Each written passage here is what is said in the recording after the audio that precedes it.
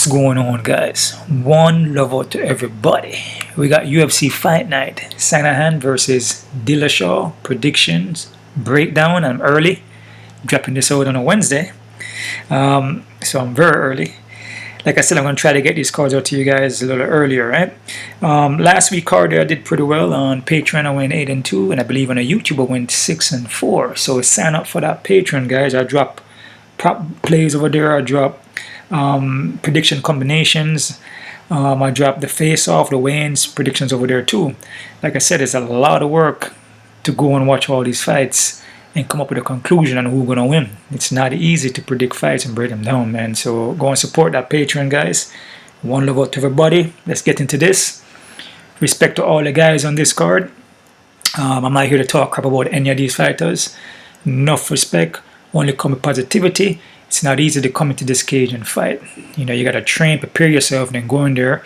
Sometimes it doesn't go your way, and sometimes it does. But either way, you are taking damage in there. And remember, your health is your wealth. So hats off to all these women, these guys that put their health on the line. All right.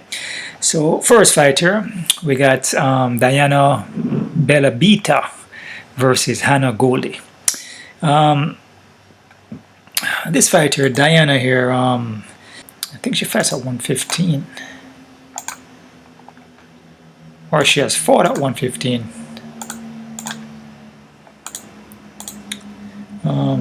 It says moving down.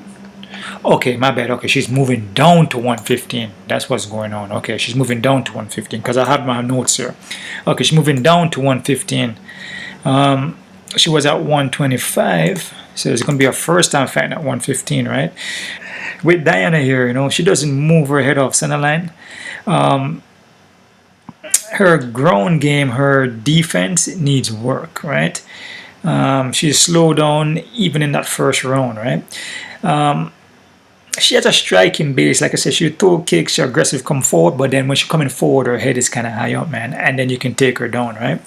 Let me see her strength. Her striking is her strength, but her ground game, you know, it needs some work, in my opinion, right? She lost 4 by submission. So, I mean, that tells you that her ground game, it needs some work. You know, when you see guys losing by that so much submissions, you know, it's obvious that, you know, she want to keep this fight standing and she want to stay away from the ground as much as she can. She lost 4 by submission, but she also has submissions too, right? She's going to have a 3-inch of height and 7-inch of reach, which is freaking massive. And like I always say, man, you know, if you have that height and reach, you automatically win the fight. But it doesn't go like that all the time, though, right? It depends if the person knows how to use that height and reach and if they can avoid getting taken down, depending on who they're fighting, right? Molly actually out-wrestled this woman here, you know. Molly McCann, she basically took her down, kind of back-to-back. And she was winning on the foot, too, right? You can out-muscle her, like put her against the cage and wear her down and then go for takedowns, right? So she's moving on to 115, and it's going to be her first time fighting at 115. So, man, when you're dropping weight and going up, you just don't know what to expect from these fighters, especially when they're going up to weight for the first time or going down for the first time. You don't know what to expect, right? Hannah Goldie here, I think she's actually even, yeah, she's moving down to 115, but she fought at 115 already though. So she fought in the Contender Series at 115. I believe her earlier fights too, 120, no, 120, yeah, her earlier fights. I mean, most of her amateur fights, but she has fought at 115 before. It's a smaller woman too. Height and reach. She's 5'4" and 6'1" each reach, right? She hasn't fought since 2019 though, right? So, but she's very explosive, athletic woman. She's a proper belt BJJ. Her thing is her boxing though.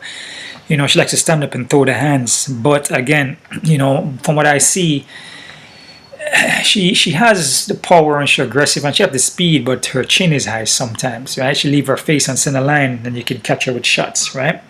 And usually this happens when sometimes she rushes in. She kind of leave that chin high and she try to throw bombs, like, you know, like overhand hooks, and sometimes she leave that center line open, right? She's going to be the quicker fighter here, and she's going to have the movement. You know, she moves laterally, which is kind of good, you know, so she's trying to avoid the damage. She circle around you, move laterally, and she would throw the jab and try to move in, but she's more of an aggressive, kind of athletic kind of vibe with her, explosive, right? She pushes forward quickly and throw the punches at you. You look like she will take you down too. Look like she has some kind of wrestling background there, but she doesn't really use the wrestling too much or takedowns, but she will take you down though. And this is a fight where, man, if Gold is coming back since 2019 and, you know, she watched footage on Dawn, she can see that Dawn don't really stop not Dawn. She can see that Diane don't really stop takedowns, right? So, I mean, she could make up a game plan where she can use the boxing. You know what I'm saying? Kind of like what Molly McCann did and just go for the takedowns. You know, but with Diana, man, I mean, she has holes, man, and it's kind of difficult. Even though she got the height and the reach, she got a lot of holes in her game. And like I said, she could come in here and then outstrike Goldie, but then her cardio. She has a cardio issue. She has a defensive striking. Then she has defense with takedown. I mean, with Goldie, you know, Goldie will push forward and she can throw the hands, even though you can catch her with shots. But she would defend takedowns. You know, she doesn't get tired. So my pick here would be Goldie. And definitely I'm not confident in this pick at all. I'm not confident with this one at all because, I mean, first fight on the card, both women are not really. I mean, Diana, I feel she needs more work, and Hannah Goldie, you know, there's not too much experience, so it's a fight that you probably could just fade. You know what I'm saying? So I'm not confident, but I'm going with Goldie for the win, guys, and Goldie by decision. Next fighter, we have Sijara Eubanks versus Elise Reed. Elise Reed is a short notice. It's supposed to be Kohera, right? Eubanks here is going to have the 6-inch of reach. So there's a lot of women here with long reach and height, man, over these other fighters. And like I said, with that height and reach, you should win, but doesn't go that way all the time. You know, okay, remember there's takedowns and different ways you can win the fight. And there's the judges too.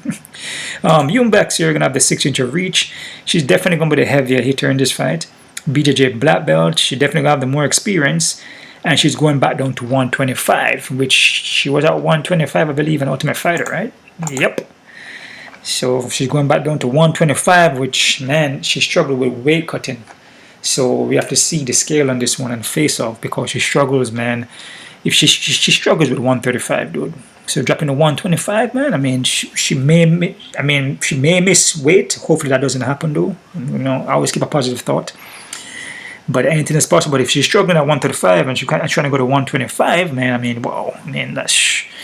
But I mean, we'll see what happens. But I said we're gonna see the scale and face off to see how she looks in that one, right?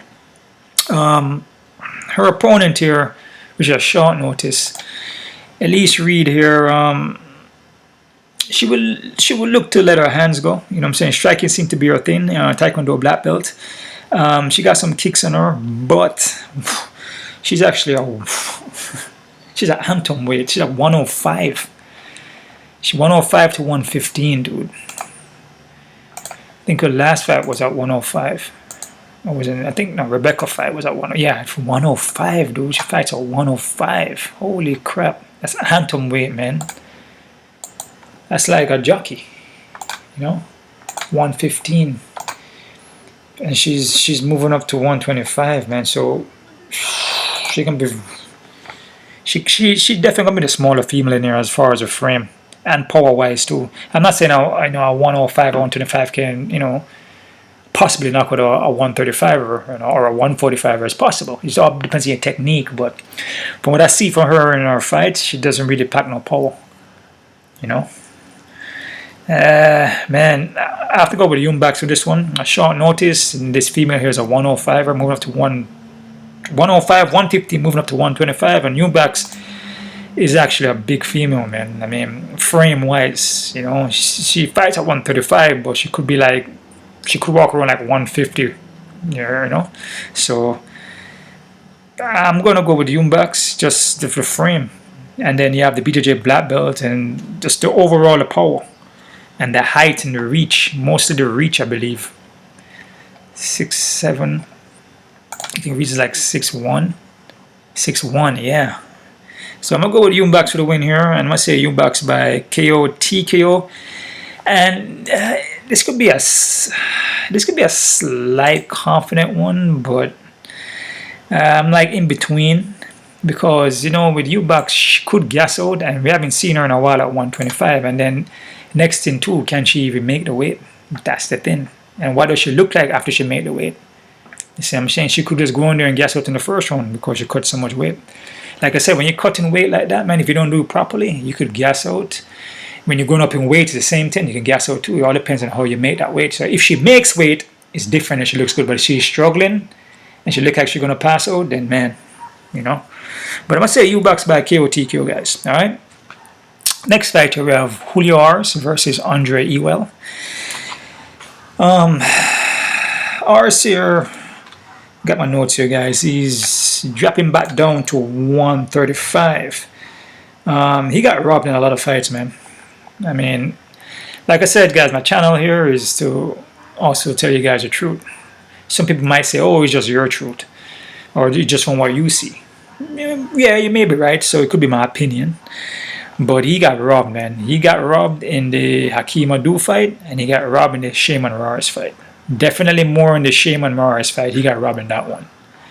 Right? So, I don't know what's going on, but you know how the game goes already. Leave it to the hands of the judges. Take it to where? Split. Oh, depends on where the odds is going, man. Or how high the odds is, huh? So he got robbed in a couple fights there.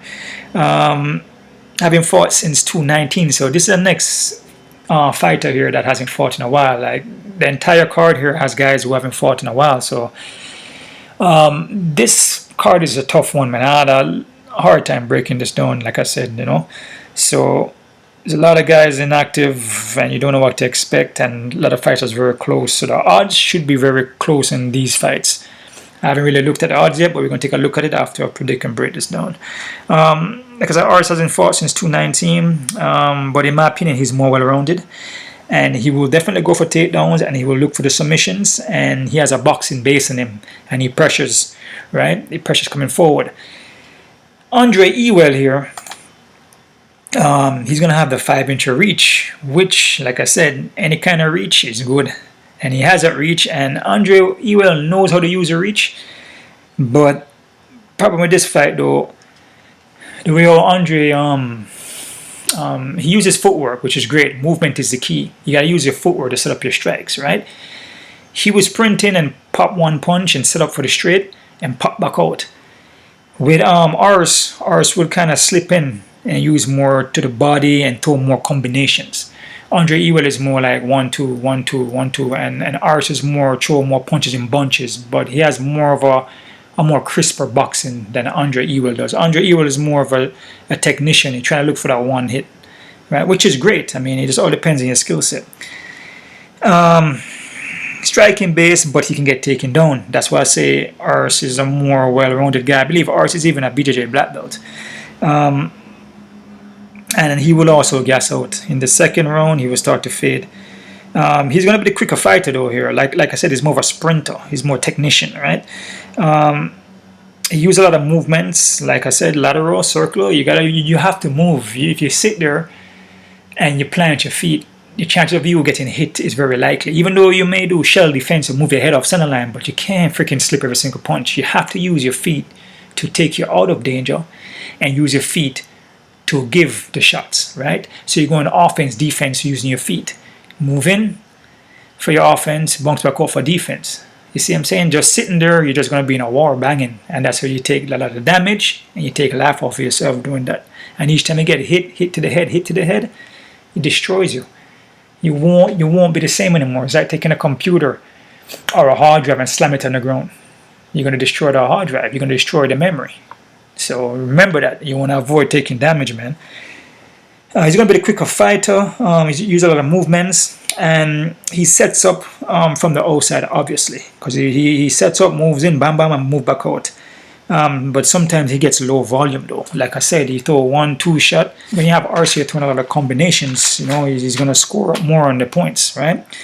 Like I said, I think Arce is more of the technical kind of boxer here.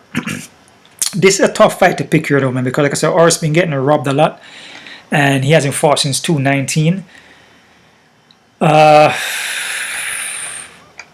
More well-rounded guy here, in my opinion. If they come up with a good game plan, they could beat Andre Ewell, man, with a good game plan. They could see that he don't really stop. I mean, he has gotten better with the takedown defense, but you could still take him down though. And if ours kind of he gonna have to get in the pocket on this one because of the reach, so he can't stay on the outside of Ewell. If he's staying on the outside of Ewell, he's not gonna do good. He's gonna have to close the distance, which favors him because it's more inside. He can work the boxing more on the inside. He can load, not really load up, but he can work the body, work the uppercut, come up the hook straight in the pocket, and he can throw more hands, which he usually does. Then he can, drop this, he can change levels and go for takedown. So this is a tough one. Arce been getting robbed a lot, but I'm going to go Arce, I must say, by a split decision. But don't be surprised if Andre Ewell get the split decision, man. Believe me on that. If you notice, all his losses are just by split. So don't be surprised if Andre Ewell win this fight, man. Don't be surprised, man. And with Andre Ewell, sometimes he's hittable even though he's moving, because the way how he fights, he moves around well, but he doesn't throw enough volume. You know what I'm saying? So if you have somebody like ours that's closing the distance, going to cut him off and exchange techniques in the pocket, then and then lateral and then bounce back out, and then drop distance and then switch levels and go down, you could make a fight where it's going to be a more mixed fight, like an MMA fight. It's not going to be straight stand-up, which in my mind, I feel like that's something that he should do. He should make it more of an MMA fight than try to stay there and try to strike with Ewell, because Ewell is a longer reach. You know what I mean? Even though he may catch him one or two times, but it's just, I feel Andre Ewell doesn't have enough volume, man.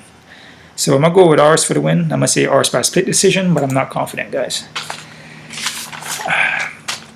Next fighter, we have Adrian Yanez versus Randy Acosta. This is a good fight here, guys. I'm very impressed with Yanez here, man. Yanez, man, I'm very impressed with this guy, man. Timing, distance, range, his precision is on point. He got a fast release off of that right, straight on the pocket or a hook. The way how he throws it is like freaking bullet. It's like a dart. It's like this guy is pretty good, man. I mean, like I said, there's a lot of fighters out there and a lot of guys that fight in the sport, a lot of martial artists, boxing and stuff like that. And, there's certain guys I see different things in, especially the movement and the striking. Like, Yanez is a very smart, technical fighter. His boxing is on point, dude. You hardly see that in the sport. You mostly see more guys brawling. And, they're not really trying to set up anything. They're just throwing their hands. But with Yanez here, he knows, he looks for openings, and he looks for you to make a mistake for him to capitalize and counter on you. And he does it quick, like a bullet. I feel Yanez is more well-rounded guy here, and his striking is on point. He reads you well and set up for counter. Get information in your first round, second round, and then wherever he needs to take it, if it's third, then he may catch you. But he gets information on you and he reads you well. There's sometimes take a little longer to read you, but I could see that this guy is just like he's studying you.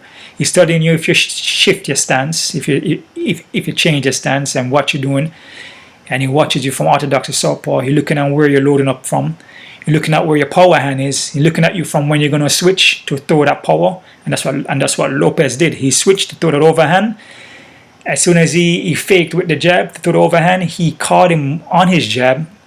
And then the right hand release. Ooh. So he caught him with the left and the right hand release. Bam! That was freaking quick. The counter, right? That was freaking quick. So this guy, he studies you. So he's not just going in there and just banging. Some guys like to bang and just whatever happens. Just swing punches, and if it catches you, it catches you. Yanez, he studies you. And he gets information. He's looking where you're turning, looking where you're shifting your stance, which stance you're fighting in. You're looking at where your power hand is, and from what I see from Costa, both guys want to strike. I can tell that much, because Costa want to strike and Yanez want to strike. So this is going to be a striking match, right? It's going to be a good fight, guys. Okay. Acosta, he switches stance. He goes southpaw to unorthodox, right? He's going to have the 3-inch of reach though and 2-inch of height, which is massive. Okay. His striking though gets sloppy at times, and he repeats the same combos over and over, right? And in between, his technique kind of similar to Lopez, he leaves his chin high. I noticed that. So this is a guy here, he will go, like say if he's in an orthodox stance, right? He will pop the jab at you, then he will follow up with the right. Pop the jab or come over with a hook. Then he pop the jab, then he come over with the right, but then he fakes the head kick, right? Then if he switches stance to southpaw, he may throw the power off with the left, or he might hit you with the right jab and then power up with the left, but he keeps repeating the same thing over and over again, especially when he's in an orthodox stance. If Yanis can read Lopez, he'll be able to read this guy easily. Even though the reach and height, it could play a factor, the reach and height, because he can stay on the outside and then pop, pop, pop, pop, pop. But then Yanis could slip under because his boxing is clean. Yanis' boxing is clean, man. I mean, and the guy, his speed is quick. Costa is quick also. But, man, this is going to be a good fight, guys. And like I said, the reach advantage does play a factor in this one. But I see more holes in Costa than I see in Yanis. Yanis has holes too, but I see more in Costa though. I see a lot more holes in Costa than I see in Yanis. So, and then just the fact that he does the same thing and then his chin is in between, his combination, and he does get slappy at times. Yanis is more tight. So I'm going to go with Yanis for this one, guys. And I must say a confident pick on this one. I must say Yanis by KO TKO, guys. And like I said, this Yanis kid is pretty impressive, man. Hats off to Costa too. He's a good fighter too. But Yanis, man, his boxing is clean. His distance, timing, his precision, and his execution, just the way how he releases his right in the pocket is like a bullet, man. You don't really see that a lot in MMA. So I have Yanis by KO TKO, and it's a confident pick, okay? Heinisch, I know I mispronounced that. Heinisch versus Nassourdine Imavov. I'm trying, guys. I'm trying. Okay, Ian here. He's gonna be the experienced guy here, man. He has a wrestling base with heavy hands. This fight is kind of, in a way, kind of tailor-made for him. But man, he's gonna be the slower fighter here. And like I said, he's more experienced because he fought a lot more tough competition, and he's only losing to tough competitions. You know, Derek Bronson, Amar Akhmadov, Kevin Gastelum. I mean, you know, but his opponent here, Imavov. Imavov here is a decent striker, man. His movement is pretty decent too. But he can get backed up against the cage and he can get taken down. He's going to have the 4-inch of height and the 3-inch of reach again. Like I said, this whole entire card, this guy's with massive reach over their opponent. This is a fight where, man, I mean, this card is tough, guys. I mean, he can go for takedowns. I've seen him do, and he can control you, but he can get taken down. The thing about it is that his experience. Yeah, he fought Jordan Williams, but Phil Hayes was quick in that fight. Phil Hayes used quick speed, and his takedown, his double legs were like bullets. I mean, I didn't even see him taking down the guy, man. That's how fast Phil Hayes' takedown was, right? So, but this is a guy that hasn't really faced no really tough competition. You know what I mean? But it's hard to. Ian been facing these other guys, even though he loses them, but at least that experience he's getting. But Imavov can strike though, man. His striking is decent, man. And if he can keep this fight long, he could beat Ian, man. I mean, that's definitely. You're going to have the 3-inch of reach, like I said, man. That reach and the height should automatically win you the fight. But if the guy can get backed up and put against a cage and taking down, it's going to be a smaller cage, man. I mean, and then what I see from him with Phil Hayes, yeah, Phil Hayes was quick though. He's quicker. So maybe that's why. Jordan Williams was kind of back and forth, but you know, Jordan Williams was like what 183. You know, he actually moved on to 170 now. You know what I'm saying? Fighting at 183, I mean, that's not really his weight. I mean, he's gonna be he's gonna be the smaller guy there, which he was. You know what I'm saying? So he's moved back down to 170 now, but this is a fight, guys, I'm not sure with, man. To be honest, a lot of tough fights in this card. Like I said, Ian has the better ground game, the better wrestling in my opinion, and the scrambles and stuff like that. But his striking is not on the level of Imavov. Imavov gonna have the better striking, but the experience I've go with Ian. have to go with Ian for the win here, guys. I must say Ian by a decision. All right, I'm not confident because Imavov could win this fight, to be honest with you. If he can stay long range, use your striking and avoid the takedowns, because Ian will go in there and grind, man. He would just go straight forward and grind. Kind of similar to what the opponent here, guy, Phil Hayes, did to him. But Phil Hayes was a quicker fighter, though. So if he can take a page out of Phil Hayes' book, then he could use that on Imavov and pull the fight off. That's the thing, smaller cage, more experienced Ian. You know, you can throw all the strikes you want, but if you can't stop takedowns, I mean, you won't be able to win the fight. And he's gonna need that one shot. And I don't think Ian haven't been knocked out before or finished. At least from what I remember.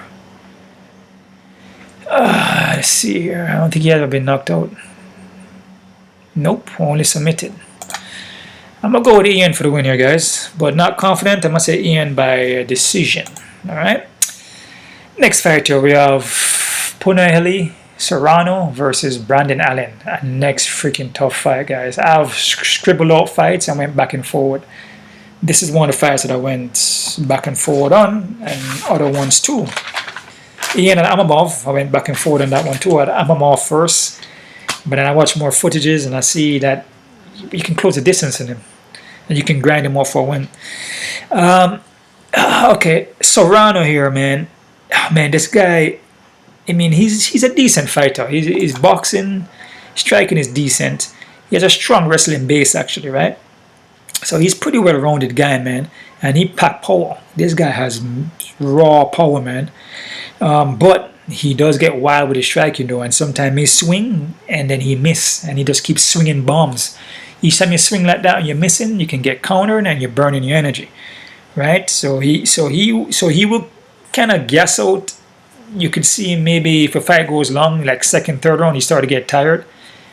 But I mean, he has been improving on his cardio and his conditioning. Look like he's been getting better. But man, I went back and forth on this one, guys. But the guy is a very good fighter, man. Like, you can say he's a good prospect. You can see that he could, you know, move on to better things in the sport, or bigger things in the sport, because he has his skills, man, and he's freaking a heavy hitter, dude. He got raw power, and his wrestling is very good too. But Allen here, man, Brandon Allen, man, this guy is experienced, man. I mean, there's one thing about experience, you cannot overlook experience, man. You know, Sean Strickland, even though he lost, Carl Robinson, Tom Breeze, Kevin Holland, Anthony Hernandez, Eric Anders. I mean, he has more experience. Trevin Gals. I mean, the guy been fighting from 215. I think with Soriano only 8 fights when he started out in 215 too. Okay, he just hasn't been fighting that much. But he started his professional in 217.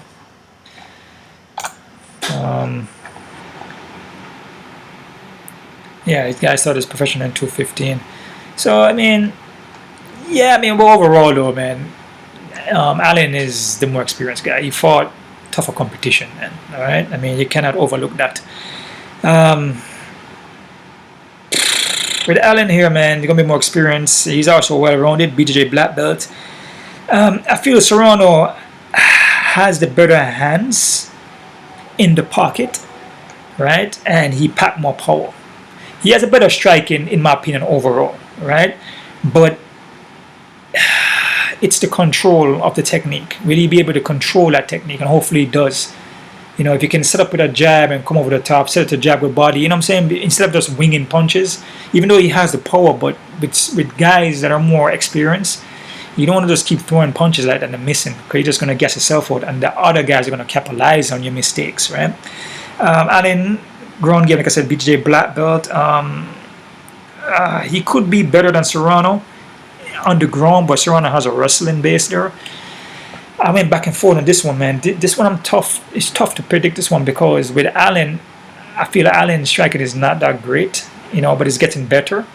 But his defense, he takes a lot of damage, man. And like you see with Strickland, even with Robertson, you know, he's kind of predictable with his striking, right?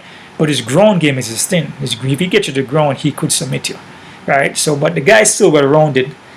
But, man, I was going for Allen, But watching a lot of footages, this stand-up, there's holes in the stand-up, and the fact that Soriano has wrestling, he has a ground game, it's not like he can't defend takedowns. You understand?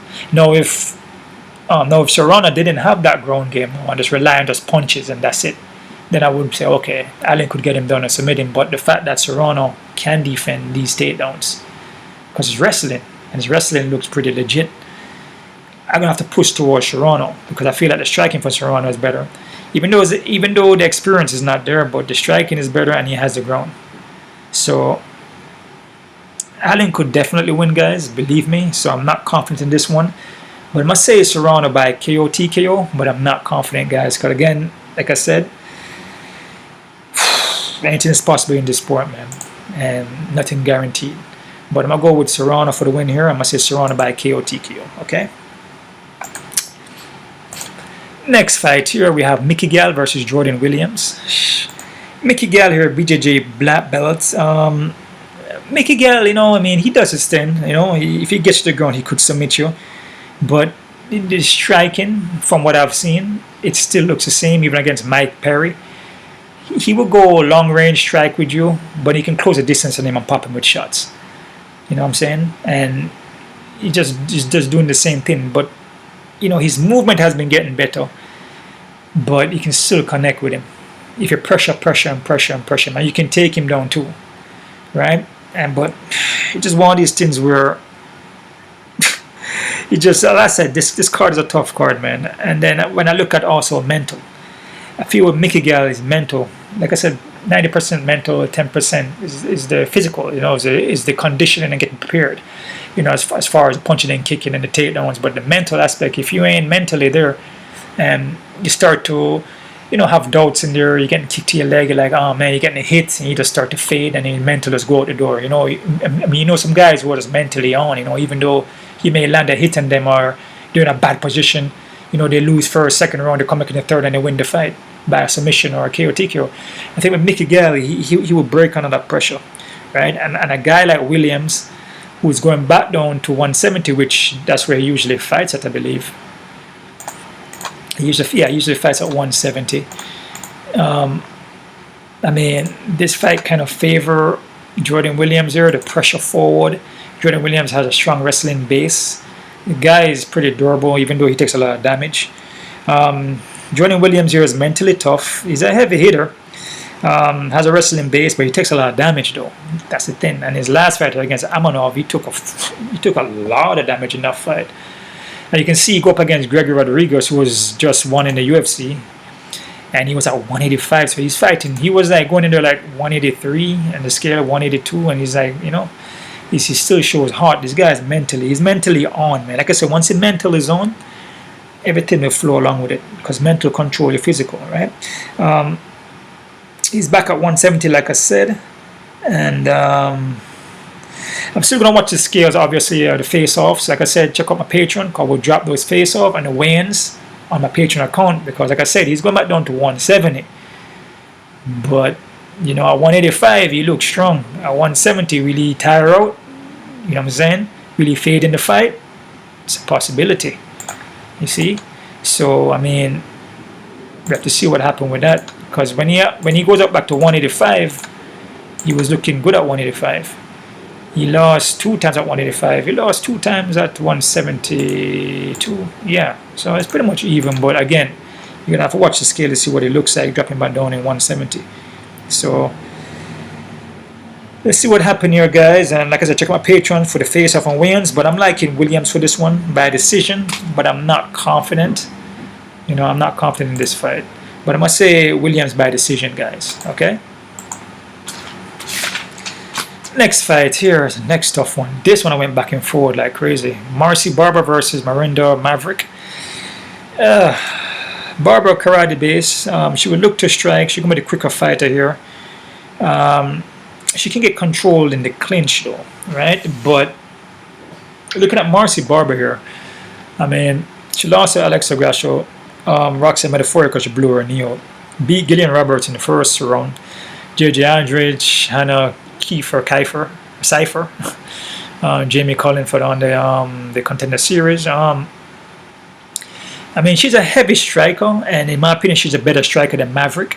But Maverick has the ground game too. She will take you down. I believe she's a Brazilian Jiu-Jitsu, I want to say brown belt, and she will control you. She looks like she's pretty strong in the clinch. Maverick here, Gillian Roberts to a decision. Jojo by a stoppage there. Pro Gonzalez. I mean, she was in Invicta. She fought a couple, women who in Invicta that also was in the UFC too, like Pro Gonzalez. I believe Diana Bennett was in the UFC too for a little bit. I believe she went back to Bellator. Yeah, she was an Ultimate Fighter. Yeah, she fought a couple women there. I went back and forth this one, guys. I do believe that the speed from Barber and just the striking, it could give Maverick problems. And Marcy Barber is pretty accurate with her striking. I believe she's a karate base, and even her wrestling, it has been getting better.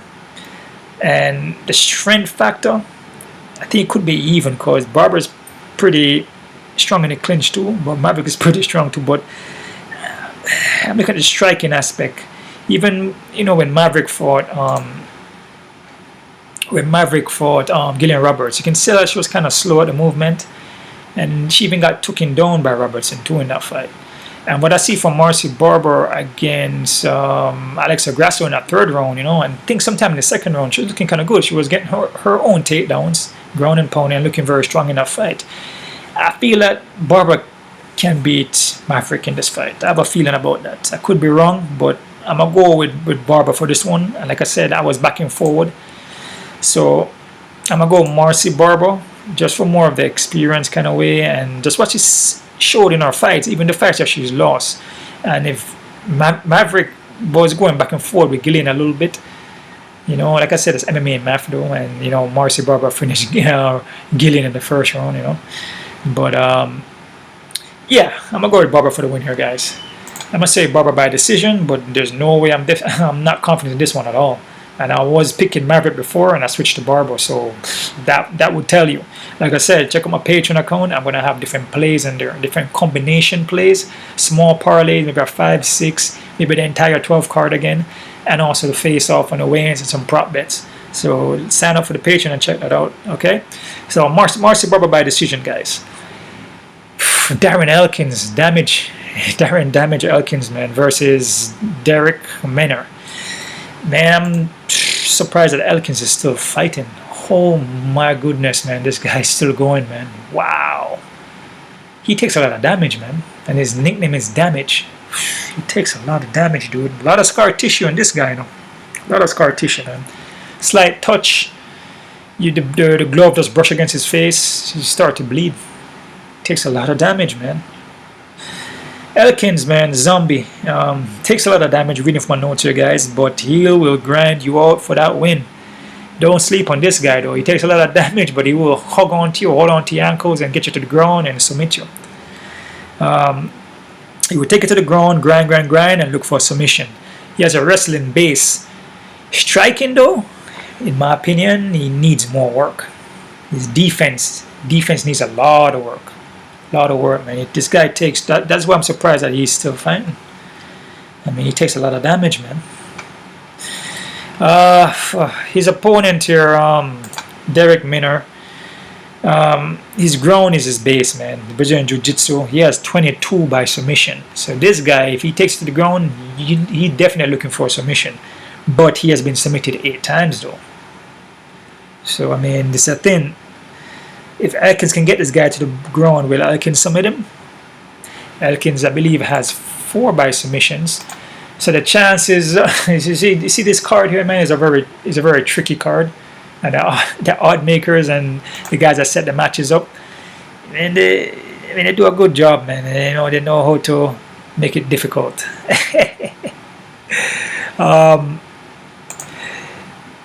Elkins has, I believe, 4 by submission. This guy has 22, but he's been submitted 8 times, and Elkins has 5 by submission, but he's only been submitted 1 time. So, I mean, the chances of this fight, Menor submitting Elkins is likely because it's 22. But then the chance of Darren Elkins submitting Menor is likely too because he's been submitted 8 times. Oh man, he's gonna be the quicker fighter, definitely quicker, and he's gonna be definitely quicker on the foot, and he's definitely gonna have the better striking, that's for sure, and more power in the strikes, standing up, right? He's gonna have the sharper striking. Elkins gets hurt easier now, 'cause like I said, you take that much damage, man. Ooh, there's no way you won't be the same in your next fight, right? And in his last fight there against Grigori, he took a lot of hits in that fight too, but he happened to get the submission because Grigori can't stop takedowns, right? Minner can stop takedowns, and Minner has a ground game, so that's a difference in this fight now. And he has, like I said, he has better striking, and his striking is powerful. Minner connect with a punch, and Elkins, I can see Elkins going down, and I can see Minner possibly going for the submission. Do I advise him to play around with Elkins on the ground? I probably wouldn't, because of the, he lost 8 times by submissions, so it's kind of a risk. He better keep in this fight standing up, which he can. But again, the ground game is his thing though, because all his wins are by 22, 85%, man. So knocking out is not really his thing. But Elkins is just, man, he took so much damage, but he's still kind of durable, but he's wobbly. You hit him, you see him wobbling around the first round. You hit him, he falls down, he gets back up, he's still dazed, but he's still walking at you dazed. He's like a zombie. He's still coming at you dazed. His feet are gone, but he's still trying to hug on you and take you down. So I'm gonna go with Minner, man. It's just durability, man. It's just Elkins take too much damage, dude, and the fact that Minner has a ground game, that's what making me, kind of go more towards him. Now, if Minner didn't have that ground game, then I would say, oh man, Elkins maybe can get an ankle and take him down. But even though Minner been submitted 8 times, but he has friggin' 22 by submission, so I'm gonna go with Minner for the win for that one, guys. And I'm gonna say Minner by submission, but I'm not confident, because Elkin, the guy's experienced, and he shows that he's a zombie, that he's a grinder. Even though he's hurt, he will still go look for that submission. But Minner by submission, guys. All right. Kyler Phillips versus Roland Paiva. Good fight here, man. This is the next guy on this card that I'm impressed with. Kyler Phillips, man. This guy's a pretty well-rounded guy. Pretty good striker too, man. Kind of have a karate base on him there. His technique, his precision, timing, range, distance, and management is pretty good, man. Like I said, he has striking base. I'm reading from my notes, unorthodox techniques, decent footwork, very quick, very athletic guy. Black belt, BJJ, karate base, and his defense. Important thing, his defense is pretty damn good. Because we watch his fights, he rarely take a shot to the head. Always move him, take his head off center line. Against Young Dong Song, the same thing. If you watch all his fights, the guy's pretty accurate at his technique. His foundation is very good. Just put it that way. He has good foundation, man. All right. Paiva here. Paiva. He's pretty well-rounded guy too. BJJ black belt, but he's very, very freaking aggressive. And this is a guy that will kind of sit in front of you and kind of just walk straight ahead of you. But then he will try to cut you off going lateral too. So he's not just going to, just walk you down and just kind of follow you. He's going to try to cut you off. But he's looking to knock you out. He's looking to take your head off. And I noticed that. But the thing about this fight, Phillips' movement, his lateral circle, his footwork is pretty damn good. So this is a fight where you have a guy like Paiva, who kind of plants a lot. He kind of sit down on his punches. You know what I'm saying? He has 4x, but he kind of sits down on his punches. More of a decision guy, but he will land a good leg kick and come over the top. And his leg kicks are pretty aggressive too, as well as his punches. He throws heavy into the body too. He throws very heavy body kicks too. But he sits down though and plants a lot. But he walks towards you and try to cut you off, but he plants. With Philip, he's more on his toes, kind of lateral circling around you. You know what I'm saying? Kind of keeping his face off center line. His head is not just there in the center. He's always laterally kind of, slipping the punches, bobbing and weaving, kind of circle lateral movement, and kind of staying off the cage though. I noticed that if you push him towards the cage, he's popping, going around laterally, but he still watches the side though, depending on which side he's going on, so you don't catch him with something when he's actually exiting, right? For this one here, man, I mean, I look at the movement in this fight because the ground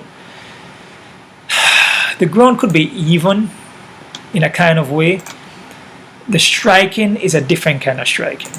You know, you're dealing with a guy like Pavia, who's more plants more and, you know, trying to take your head off, which Carl does the same thing too, but Carl does it with movement.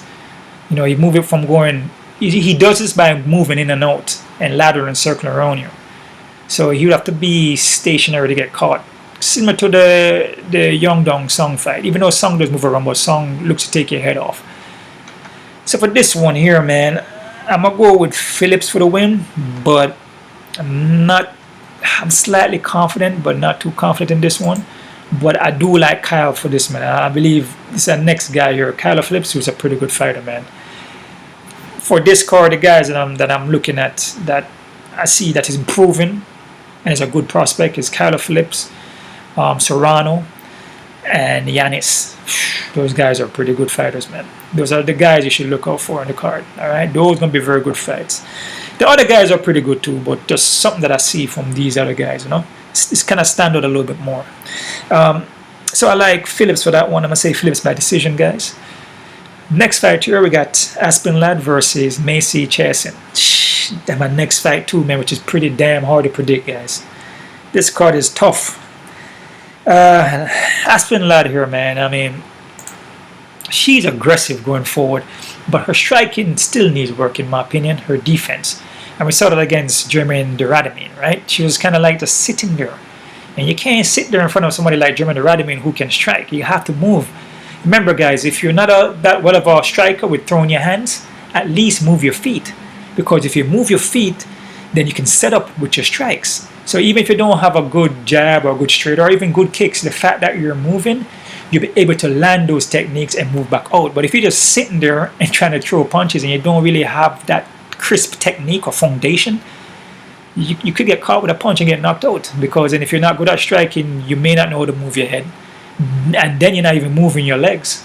So you're susceptible of getting caught with a punch or a kick, all right? Lad here she's mentally strong, man. And that's the thing about this fight. Like I said, mental goes a long way. Mental control, everything. Her striking defense still needs work, but she will look for the takedown though, right? Her ground and pounds are aggressive. I mean, if she takes you down and she mounts you, or even if she in a half guard, she just start going off on you. Yeah, like just screaming and just punching, which, I mean, that's her thing, but you don't want to get too emotional and burn too much energy, but that's what she does, and she pulls fights off like that. So most of the time when she get her knockout, because she's just wailing on you, she's just ground and pounding you like crazy, right? Very, very aggressive ground and pound. Her endurance looks good. She can get backed up though against the cage, depending on the person that she's fighting, right? Against Yana Kanasco, she was backing her up. Yana was giving her kind of a hard time, and then in that third round, she came on and she pulled off the win. Macy here though, man, Macy, I'm kind of go back and forth on her. Like some fights, she looks, you know, like kind of very good. Like I guess a Pena Kansas fight, she looks very awesome in that fight. And then just other fights, Lena Landsberg, she just didn't look that good. Even the Shanna Young fight just doesn't look the same. And the Maureen Renee fight doesn't look the same either. It's like, I don't know, I can't put my finger on it, but she has the height though. She's going to have the 5 inch of height and the 6 inches of reach, which is freaking massive. Like I said, this card is based off of height and reach, but once you have the height and reach, you should automatically win the fight, but it's still not necessary, because if you don't know how to use that reach and that height properly, you're not going to win. If the person can close the distance over your jab or put you against the cage and then pin you and take you down, then that reach and height is useless, right? She will look for the takedown. I mean, she's well-rounded, but she doesn't have the power in her punches that I noticed. I thought she was more of a power hitter, but you know, in the newer fights, she's just not really showing that power. You can penetrate her, meaning that you can close the distance on her and take away that reach from her, right? You can even take her down. And I also see that she will also gas out. You know what I'm saying? In the Shanna Young, she was fading. Lena Landsberg, she totally faded in that fight. So it's like, I think it's like a mental thing or something. It's like sometimes she's on and sometimes she's off. You know what I'm saying? I mean, that is what I've been seeing, right? I mean, there's nothing wrong with it. You just have to just maybe go and fix it, right? Her punches and kicks, let me see. Her punches and kicks sometimes get smothered too. So it's like she would throw the techniques, but then it's all jumbled up together, and it's not really connecting with anything, you know, to really say, oh, you know, to really knock the person down, or even, you know, get the person attention, right? The way she fights, it kind of favors Aspen Ladd, man. That is what I'm seeing. From just watching her with Marone Renee and Shanna Young and Lena Landsberg, the way she fights, she fades in the fights, she smothers her punches, she can get taken down. And Aspen Ladd will look for takedowns and pin her up against the cage. Even though Aspen Ladd's striking is not the best, but then, you know, Macy Chiasson striking, she don't really pack the power on anything. She's not going to have the power like what Jeremy Radamine have. And her strikes are not pinpoint. Sometimes they get smothered. Will it be different in this fight? It's a possibility. It could be. But it's not inaccurate. So I'm going to have to go for Ladd for the win here. Like I said, I'm going back and forth in these fights, guys. But I'm going to go with Ladd. Because it's just, again, the experience, the pressure. Ladd not the best striker, but she can still land punches. But Macy's striking is not pinpoint accurate. And she gets tired in the fight. And Aspen Ladd will keep going, and she will grind. And if the corner tells her, hey man, you need to make corrections, you need to go out there and win this third round because you lost the first two, most likely she's gonna go out there and win the fight, because that's what happened with the Yana Kanaskaya. I don't think she was losing the fight, but the corner told her, hey man, you need to do something in the third because it may have lost first and second, and she went out there and got a win.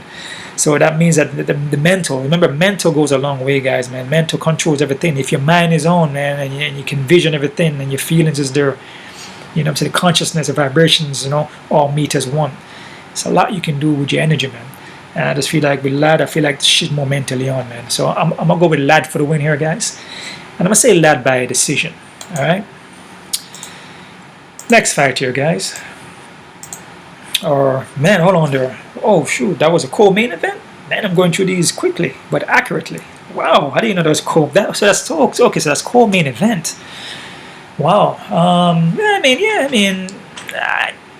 I mean, if I had to choose, I probably wouldn't make this a co. Maybe they may change it. I wouldn't make this a co-main because there's other fights here. Kyle Phillips could have been co-main. I mean, I take anything away from these ladies. I mean, they're pretty good fighters too. Like I said, I'm not here to disrespect any of these guys, man. All of them belong here. If you guys put the work in, and you know what I'm saying, you come into the sport, you're making a living, whatever you're doing, man, hats off to you, man. Enough respect to everybody. Even you may not be the best striker or whatever, but you make it work. You know what I'm saying? And you may get a win by just taking the guy down. You just avoid all the strikes because your wrestling is better. That's why it's MMA. So anything is possible. Yancy could be the co-main too. There's a lot of guys here, but as I said, man, you know, Aspen Ladd is pretty experienced women too, right? So it's good to have co-main events with some women also, right? So the main event here, guys, we get Cory Sandhagen versus TJ Dillashaw. This is actually a pretty good card, guys. From my perspective, I guess from my opinion, I should say, it's pretty good card, man. They got some good strikers on here, man. Very technical guys. You know, this is not a card that is going to be just banging. They set this card up nicely. A lot of experienced technical guys. Julio Arce, Andre Ewell, Yanis definitely, and Miranda Costa. Those guys are very technical. Soriano and Allen, very technical guys there. Even Barber, she's pretty technical striker too. Imavov, very technical guy. Phillips, like I said, very technical. And you got Cory Sandhagen and TJ Dillashaw. Both guys are very technical and very skilled, right? Cory Sandhagen here, very rounded guy. There's the next guy here though, man. I forgot to mention him too, man. I'm sorry about that. The guys that I look for on the card that stand out to me is Cory Sandhagen, Kyle Phillips, Soriano, and Yanis, and Randy Costa too, and Julio Arce also. But these guys stand out, especially Cory Sandhagen. This guy's a very technical guy, man. Well-rounded, nice movements. Kind of remind me of a little bit of Dominic Cruz there. He has that Muhammad Ali kind of Dominic Cruz kind of vibe going with him, right? Movement, striking looks decent. His ground game looks decent. He's going to have the 5-inch of height and a 2-inch of reach again, guys. Like I said, majority of this card has guys overweighing height and reach. which if they know how to use it, they could win. But not because they have it, that don't mean they're going to win the fight. Because if they can't stop takedowns or they're not able to move around in that cage, it's going to be a smaller cage too. So remember that. And if the guy has a strong freaking wrestling base, you could get grinded out, man, back to back. That's the thing about this fight now. Can Cory stop TJ Dillashaw takedowns? That consistently. That's the thing. Aljamain Sterling took him down and submitted him real quick. So I can guarantee that TJ Dillashaw watched this fight over and over and over and over and over and over again.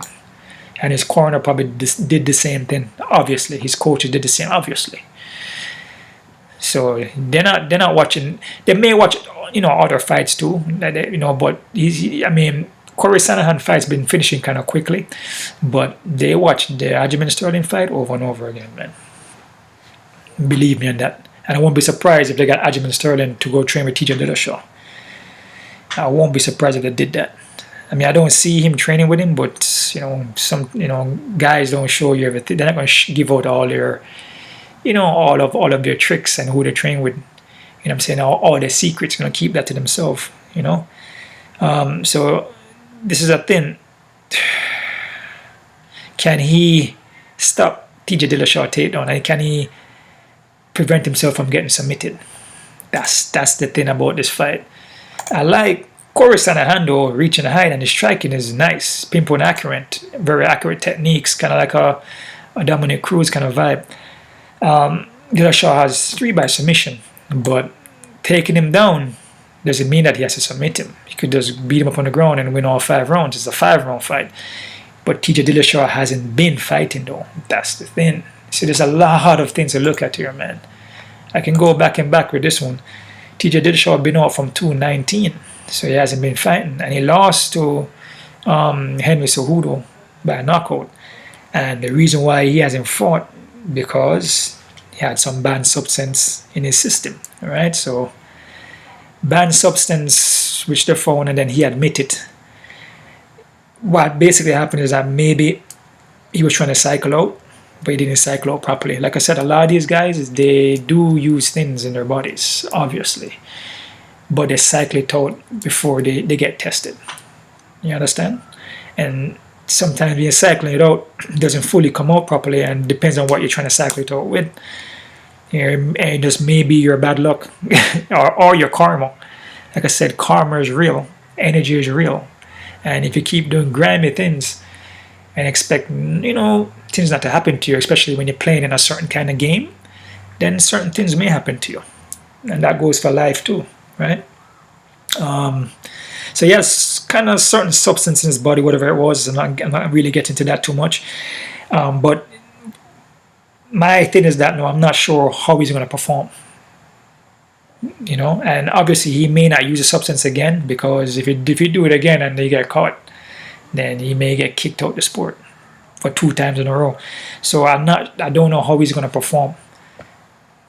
Was he using that substance with Cody Garbrandt? Maybe, yeah. Was he substance with John Licker? Yeah, maybe Rafael Sancho. Maybe he was using it all his life. Like I said, a lot of these guys do use substance, but they cycle out. But when you get busted for using it now, it's like, oh shit. It's like you really can't go back and use it now. So a lot of these guys been using substance maybe their whole career, but they cycle out of it. It's just that when you get caught, it's different. Now you get caught now, then what you gonna do now? You gonna go back and use it again? Risking the second time back to back? Like they say John Jones did or whatever. You know what I'm saying? Like I said, a lot of guys do use stuff, man. It all depends if you can get it out of your system properly or correctly. So I'm not really sure how he's going to perform. He's 219. I haven't seen him against the Cejudo fight. He didn't look too good, which he cut down in weight for that fight. Don't know what to expect, man. So, because he's not going to be on any substance. He's not going to be on what he used to use. I'm not saying that his whole career is built on that, but I don't know. I really can't predict that. That's a tough one. Is the guy skillful? Yeah. I mean, he's skillful, I'm not going to lie. You got, the movement is clean. His striking is clean. You know what I'm saying? He kind of have that Dominic Cruz kind of vibe to him too. The inner and out, the lateral, kind of electric kind of movement. The pinpoint accurate, looking for the opening to land the shot. You know what I'm saying? Hit, you do the hitting and avoid taking the hits. like Floyd Mayweather Jr. But he's fighting a guy with longer reach, height, and knows how to use it. It's a 5-round fight. The only thing that kind of brings concern to me is, can Cory Sandhagen stop the takedown from TJ? If TJ decides to come in this fight and just wrestle, can he stop that? That's the thing. That's the question mark fight there. But then our next question is, how TJ Dillashaw is gonna perform though? How is he going to perform? He got busted for something that he's not on it. How is he going to perform now? I don't know. So for this fight here, guys, it's a kind of a toss-up in here. I'm not saying TJ Dillashaw cannot pull this win off, because damn right he can. The guy's experienced. He's been there, done that. Cory is not so experienced as TJ, but Cory has beat some good guys. You know what I'm saying? He beat Frankie Edgar, Marlon Moraes, Rafael Sancho, John Licker. You know what I'm saying? Louis Racotero. He fought his way up. You know what I mean? So for this one here, man, I'm gonna go with Cory Sandhagen for the win. I'm gonna say Cory by KO TKO, guys. I can see, if TJ probably coming to this fight, he may strike for a little bit, but he may not want to stay too far out in range, because then he got 2 inch of reach on him and the height. So he's gonna want to close the distance, and he's gonna close the distance with the wrestling. But again, he's going to be doing this for 5 rounds. And Cory is pretty pinpoint accurate. And you can see from his last fight there with Frankie Edgar, he caught him with that knee, which is the same knee here. So this guy is pretty accurate, man. Like I said, pinpoint accurate, timing, precision, and striking. You know what I'm saying? Kind of like an MVP. You know what I'm saying? Or like a Machida, or like any of these guys, even Yanis. Yanis here. Adrian Yanez, you know what I'm saying, is pretty similar to that. Or Stephen Thompson, Michael Venom Page. So those guys are pretty accurate, man. Raymond Daniels, you know what I mean? It's like these guys are pinpoint accurate. So, but you're gonna see what happened. But I'm not confident about this fight, because if TJ can implement that wrestling and fight in the same way how he fights without a substance, he could probably win the fight. If he can do that, then he win. If he can wrestle and get Cory to the ground consistently. But Cory has good takedown defense, so and I'm pretty sure that he spent a lot of time on his takedown defense for this fight. So we'll see what happens. But I'm gonna go with Cory Sandhagen here, guys, by KO TKO, and we'll see what happens, man. See TJ Dillashaw here. Yeah. If he's going for takedowns though, man, and you see him getting stuffed, it's gonna be problems. If Cory can stuff his takedown or push him off or avoid it, it's gonna be problems. Cause that reach and the striking.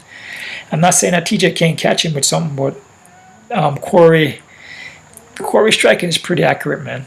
And TJ Dillashaw striking is accurate too, but man, Dillashaw has 8 by knockout. Cory has 6 by knockout and 3 by submission. TJ been knocked out twice though. So yeah, I'm gonna go with Cory, guys. I'm gonna say Cory by KO TKO, but I'm not confident. And there's a lot of factors on this card, to be honest with you. A lot of guys haven't been fighting. TJ Dillashaw coming back off of a suspension for 2 years for using some substance. I don't know. Like I said, I didn't really look too deep into it, but like I said, I'm not here to, beat on these guys. They do what they have to do. They do what they have to do to take care of their family. And I mean, I'm just here predicting and breaking down, and I'm trying to keep a positive mindset, positive vibes, right? You can't be on that negative thing, man. Even though these guys are going out there and punching each other in the face, but I'm gonna still come with positive vibes, man. All right, your health is your wealth. Always remember that, and always keep your feet moving. Always move your feet, and if you ain't gonna move your feet, at least move your head, like a windshield wiper, side to side. All right, guys. So that's about it, there, guys. Quick look at the odds here. First I'm looking at this. Okay, let's go. Let's see what the odds them look like. Diana and Goldie, totally agree. They got this perfectly right, because of damn even fight. Eubanks and Reed. Eubanks 355. You know what they say about the short notice people, right? They always come and pull the fight off. Sometimes, not all the time. But Eubanks at 355. The girl is a lighter fighter, 105 atomweight. Eubanks is like a BJJ black belt. It's going to be the heavier fighter as far as the frame. Yeah, it's about right, but be careful with it though. All right. Arce versus Ewell. Arce negative. Okay. So they have Ewell as underdog. I do like Arce because I have him winning too. Just on paper, I can see him winning, but like I said, they usually rob him a lot. So be careful. Andre Ewell could pull off a split on this one. Be very, very, very careful with this fight. But I do like Arce though, and the odds could be a little bit closer, man. Could be like 170, 160 because they rob him a lot. He always, like lately you see him losing by a split when the fights are really close. So if this is a close fight, it could go Ewell. So be very careful. Yanis and Costa. Okay, they got Yanis as a high favorite here. Next fight too, I do like Yanis, but I'm not super confident because Costa, I believe, is going to have the height and reach, and a massive height and reach too.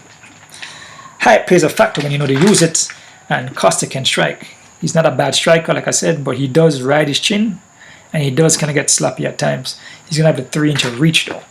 So I would say this one should be a little closer because Yanis is still coming up. You know what I'm saying? He's still. I wouldn't say, yeah, he's still learning, man. I mean, all these guys are still learning. I mean, your life is a journey. You don't know everything. You're gonna keep learning until your body's not here anymore, right? So the body, not the spirit. So so Yanis here should be a little lower. I would say maybe not. I wouldn't say an even fight, but I say like a 160. Yeah. All right. Ian here and Imavov. Okay, they got Ian. Okay, so they saw what I saw too. Okay, so yeah, I mean, yeah, 150. I would bring that a little closer to even, because Ian, he could drop the ball, man, and if he's unable to take down Imavov, Imavov could win this fight if he's unable to take him, because I believe Imavov has a better striking. So this fight should be a little more even, guys. Okay. Allen and Soriano. Okay, even fight. Totally agree with this one. I totally agree with this one. Definitely an even fight. Like I said, this card is tough, and it's showing up now. A lot of even fights are coming up. Williams and Gall. You got Williams at 180 something. I don't really agree with this one, to be honest, man. I think Williams most likely can win this fight, so I don't disagree, man. 160 something, 170. Yeah.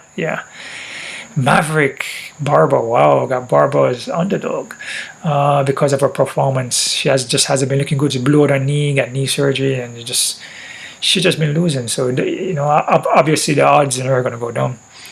I do believe Maverick could win though. Like I said, I was back and forward. I had Maverick and I went to Barber. So I really can't agree. I mean, I really can't disagree. I said I would make it more of an even, which is may go even, because it's kind of close right now. So I would say more of an even match. So, but be careful with this one though, man. It can go either way, guys. Be honest. Elkins and Minner. Okay, so let's see Minner winning here. I can't really disagree with this one either, man. The odds, I mean, you can't disagree. Could be a slightly closer, but Elkins just takes so much damage, man. And you have a guy like Minner whose ground game is pretty good, and the guy can strike, and he's a heavy striker. So even though he's been submitted 8 times, so I would be careful with this one too, man. Just be careful. Pavon and Phillips. They got Kylo Phillips is high. Even though I like the guy, man, the guy is good. You know what I'm saying? I like the way how he moves, his techniques is nice, and his skill set is nice. But man, Raulian Paiva is not a can. The guy is a pretty skilled guy, man. So I disagree with Phillips being 290, man. I'm being honest with you guys though, because Paiva could win the fight, man. So I disagree with this one. It should be, if it's anything, a little bit close to even fight. But not even, but a little close, maybe like 150, 160 for Phillips. But 290 something is like, Paiva could win the fight. The guy is, technically matching up on the movement, Phillips is more elusive. He doesn't stay there to get hit. And off of his last fight, I guess, by the basing off was a Sandhagen fight, he looks real good in that one. But Paiva's a different fighter though. And you just never know, man. I'll be careful. I would say this fight should be very even, 150, 160. So I disagree with the odds. So be careful with this one. Aspen lad and Chiasson. So next fight here too, I'll be very careful with it. I would say this fight should be more closer to even fight because Macy, even though I say her, she kind of punches them. They don't really. It gets kind of scrambled. You know what I'm saying? It doesn't stick. You know what I'm saying? The precision of it doesn't land all the time, right? And it gets kind of sloppy at time. Not disrespecting her, but I'm just, just speaking my mind, man.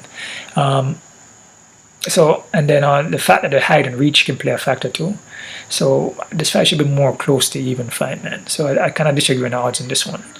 TJ Dillashaw and Sandhagen. Sandhagen is a high favorite too, man. TJ Dillashaw is an experienced guy. Yeah, he was on some substance, and you don't know how he's going to perform. But I wouldn't have Sandhagen so high. If it's anything, this is an even fight too, guys. A lot of these fights, the odds are kind of off in it. So yeah, this Cory fight should be even. Even though I like Cory and is a good fighter, and TJ is a good fighter too, but it shouldn't be Cory Sandhagen shouldn't be such a high favorite. All right. So I don't agree with the Cory hand fight here. It's too high of a favorite. Lad, same thing. These two fights should be even. Phillips, 3 fights here should be even. The Minor fight is okay. Maverick and Barber, it's okay. It's close to even, but I do feel like Barber could pull it off. However, I guess she's an underdog. Williams and Gall, I do agree with Williams. Allen and Soriano, totally agree with that one. Imavov and Heinisch, I go even on that one. Yanis and Costa, I like Yanis. He's a very skilled kid, and he's going to be a good prospect. He's a very good fighter, man. But the odds on him is kind of similar to Phillips. It's just too high, Costa, the guy can strike too, man. He's a very powerful, quick fighter too, and he's going to have the height and reach. So this fight should be close to even, man. Julio Arce, the same thing. Andre Ewell, the movement, the lateral, the footwork. If Arce unable to land the shots, he could lose a fight. But I like Arce for the more well-roundedness, right? So I disagree with this one too.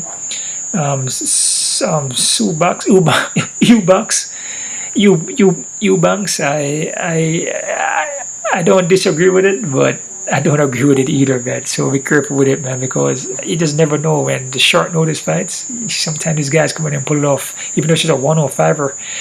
But still, But just be careful with this one too, man. Goalie and Bellabita, I totally agree with that. So that's the odds there, guys. Check out my Patreon account, like always. I'm going to always promote that. Check out the Patreon account because over there I drop a lot of freaking plays. I'm trying to cut down more to 5 and 3 plays over there. Sometimes we're trying to do too much of the card. Because that's how I always, if I vision something, I vision a card as like, if there's 12 guys in there, I'm looking at 12 guys hitting. You know what I'm saying? Winning the fight. Because that's how I always break the fights down. I look at it like kind of like a technician. You know what I'm saying? I just don't go there and just like flip a quarter. You know what I'm saying? I always look to see, okay, this guy here, and I look and trying to find the reasons behind the guy can win or lose and why. And I dig deep into the mental state. You know what I'm saying? So it's not just like me just like looking at it and saying, oh, I like Cory. So, because I look at TJ, I'm like, hold on, but TJ could wrestle him though. So there could be a play with Dillashaw in it, obviously. Same thing with Aspen and Mason. It's like, I like Aspen lad, but it could be a play with Macy in it. Right, and the kind of flips. You see the odds. There could be a play with Paiva in it. You know what I mean? It's like you gotta look at it. Like, remember now, when they do these fights and the odds and they set it up, they're not making it for you to go look on the odds and then play everything you see, because they're doing it to confuse you. So usually when you have a card and you look at all the favorites, not all favorites going to come in. Come on now, you hardly see that, and usually it's the dogs that win. You feel me? So if you look at the odds, it's the dogs that are winning. It's the underdogs that are coming in, right? Yeah, Paiva here, the odds are high. You know what I'm saying? You have Imavov and Ion. Same thing. I mean, Imavov could beat Ion. You know what I'm saying? You have Ewell and Arce. I like Arce, but Ewell could get a split. You feel me? So it's like, it's the dogs, TJ Dillashaw and Cory Sandhagen. Cory Sandhagen, I like him. He's a pretty good fighter, but TJ Dillashaw could also win. Same thing with Aspen and Macy Chiasson, the hide and reach. I mean, we don't know. That's what I'm saying. Never caught to see the odds. They're like, oh man, the guy is 290. He's definitely going to win. There ain't no definitely in anything. There's no confident. I do have confident plays, but really, anything can happen. Nothing is guaranteed. All right. So check out my Patreon account, guys. I'm gonna have all my plays there, my face-off plays, my weigh-in plays. I'm gonna have my prop bets in there. I'm gonna have different combination plays, from 5 plays, 4 plays, some 12. I'm gonna switch up a little bit. I'm gonna do a little more smaller plays for you guys, and that's it, man. And also check out my other channel too, which is my main channel, my Wayne Geechee channel, for more health and nutrition, more lifestyle changing. Using the elements to heal yourself, using the rainwater, the sunlight to heal the body, mentally, physically, and spiritually. I'm saying? I show you different recipes you can use. You can use raw food. I'm saying? Instead of doing the same routine, you try something different. Try some raw food, some fruits and vegetables, some herbs. I show you some exercises on that channel too. So there's a lot of stuff on there. Some documentaries, more on world views though. What's going on in our system and what's going on in society with everything that's been happening. How can we make a change, right? And and then even give you guys some prediction on that too. Wow, but exactly what's going to happen, what's coming down the pipeline. All right, so subscribe to my channel, guys. I need those thumbs up, man. I need at least, guys, try to get me at least, how much this be? Let me see, at least 20. I'm gonna start off real low, at least 20. I really want 100, but if you can give me 20, that'd be great. So 20 thumbs up, guys, some more subscribers, and sign up to my Patreon's account, Wayne Geechee, and this channel here, right? Okay, The Truth Analysis. Keep on kicking, guys. One love. Os.